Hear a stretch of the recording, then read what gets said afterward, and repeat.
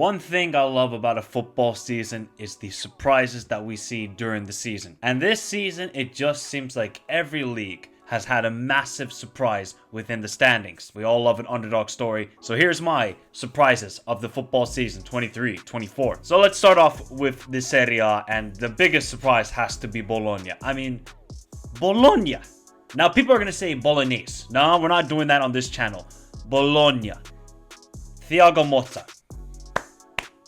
The job he has done. Look at where they were last season. You saw, okay, improvements, but this and the football they're playing. Calafiori, he's done amazing this year. Joshua Zirkzee, but this is all down to Thiago Motta. He's gotten these guys to play exhilarating, high-tempo football where you just see the center backs being in the midfield, and it's just the combination play, the ability to progress with the ball.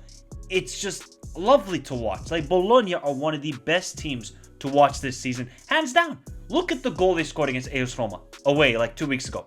That goal was stunning by them. Thiago Motta is such a good manager. He's making Salamakers look good. Salamakers, do you guys remember last season how much I was clowning Salamakers at AC Milan? This year, I have no words. The guy is chipping over goalkeepers. He's looking excellent. Bologna, the fact that they're going to qualify for European football and it's most likely going to be Champions League football. Thiago Motta is a genius, and no wonder he's being linked to the Juventus job. And it's going to be sad for Bologna that next year they're basically going to be decimated by all the big teams taking their players and the managers. So this is a historic season for Bologna, and I'm sure the fans and everybody around Serie A football is very happy for them, and they should get all the plaudits for being the biggest surprise in the Serie A this year. Now we move on to Germany and the Bundesliga, and this side has to be one of the biggest surprises in all of Europe and the whole world. Stuttgart have been battling relegation for the last 2 seasons. Look, they had the playoff against Hamburg, and obviously we know Hamburg, they're never going to get promoted again. And Stuttgart went from 16th, 33 points, to 3rd place, 67 points. They have doubled the amount of points, and they are scoring a ridiculous amount of goals. And look at how less they have conceded this year compared to last year. Sebastian Hoeneß. I don't know why he's not linked to the Bayern job. I know he just signed a new contract. Keep him at Stuttgart. Stuttgart are clearly building something very good. If they can keep their players like Girassi, Chris Furyk, Mittelstadt, and these sort of guys. Undaf, who's been an amazing signing for them, and he's been clutch when Girassi was injured. Stuttgart, again, like, this is why I love this football season, because we have just seen so many teams that, okay, we don't have the biggest budget, but Stuttgart are a big team in Germany. They've won a Bundesliga this century, more than Borussia Mönchengladbach, so Stuttgart are quite a big team. And now they are rightfully back in the Champions League for the first time since the 09-10 season. And Stuttgart have been a very weird team because they've been battling relegation, and then all of a sudden in one season, everything just clicks. Because they stuck to their philosophy and they stuck to Sebastian Hoeneß's style of play. And hey, Girassi, my God, he's had an amazing season. He hasn't had like a lot of opportunities, but he's just been so clinical. And that's a reason why Stuttgart are going to be playing Champions League football next season. And they just beat Bayern. You gotta love football, and you gotta love the Stuttgart season. We might have just talked about Stuttgart, but this team right here, and no, it is not a female body part, so get that out of your head, weirdos. It is Stade Brestois. Stade Brestois. Let me tell you some things, people. They have never finished higher than 8th place. This is their greatest season ever in the club's history. Ever. And when you look at their squad, like, they don't have any, like, no notable names. The only one that comes to mind is Les Milou. And do you know why I know him? Because of FIFA. That's it.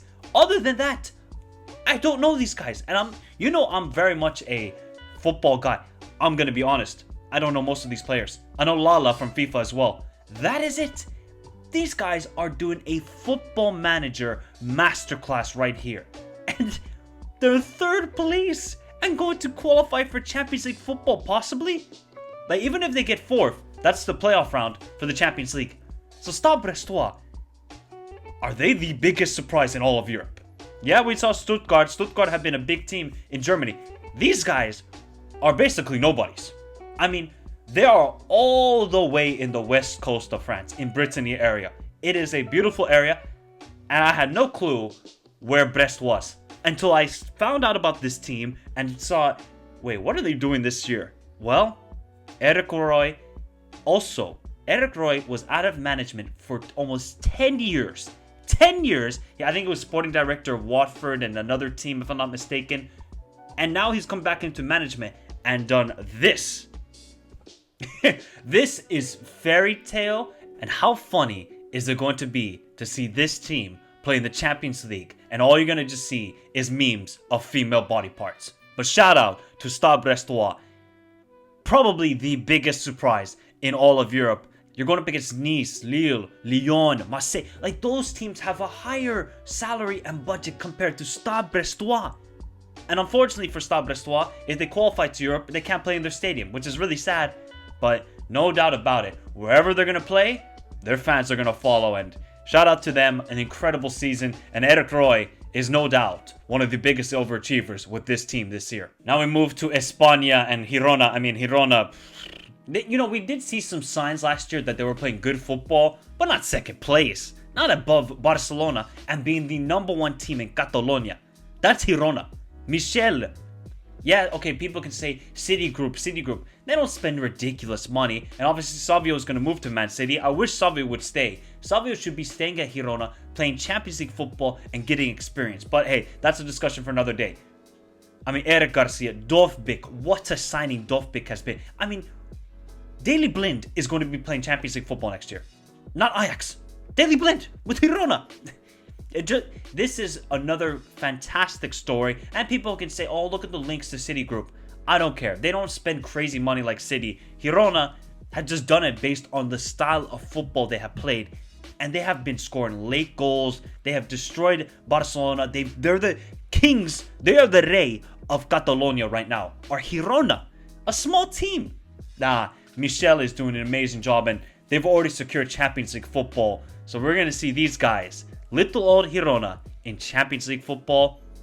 Shout out to this team. Yangel Herrera, Dovbyk, Shankov, and all these guys. Miguel Gutierrez at left back. I think he's one of the best left backs in La Liga. So Girona, incredible season for them. Champions League football. And hey, will Michel get a big job, or should he stay at Girona next season? Let me know your thoughts in the comments down below. But congrats to Girona for an incredible season. Now, this team did not qualify for European football, but Ipswich Town have done back-to-back promotions.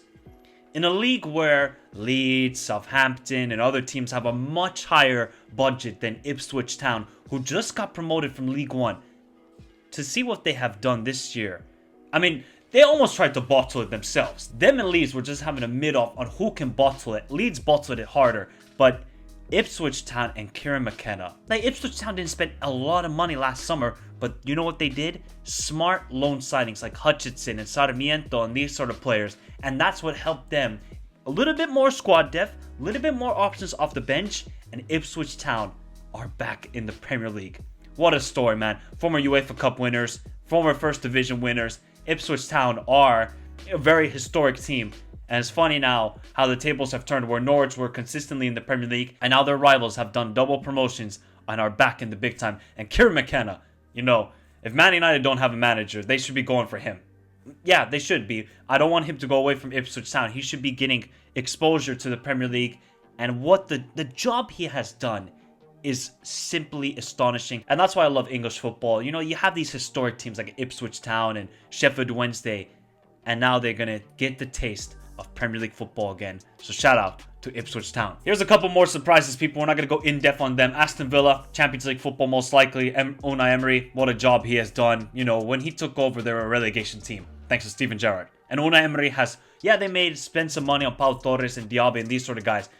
Emery, one of the best managers in the Premier League. And I think one of the best managers in the world. Yeah, they just lost to Olympiacos, but Emery has done a fantastic job with Aston Villa. Yeah, it might not be a big surprise, but still to secure Champions League football over Chelsea, over Man United, over Tottenham, these sort of teams. Newcastle, we're just playing Champions League football. Aston Villa, congrats on a fantastic season.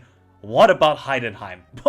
Heidenheim have the lowest salary by far in the Bundesliga. It's not even close.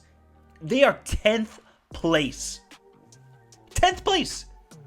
This side were playing 5th division football like 20 years ago, and now are going to be I guess a new Augsburg, a new Freiburg? Are they just going to stay here? Look at the games they have won.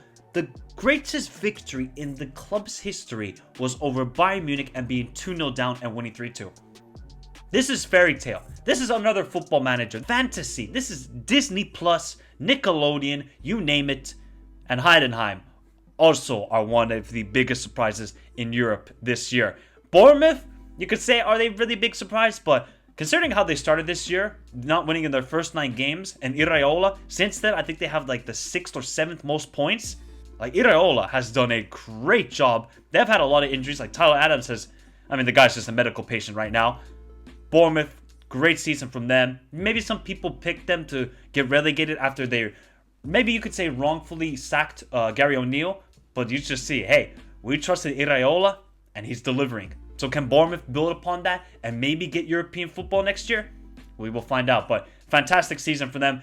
And the last team I want to highlight, and I think this is a big surprise, is Sturm Graz. Maybe not a big surprise because they have finished runners-up in Austria for the last 2 years.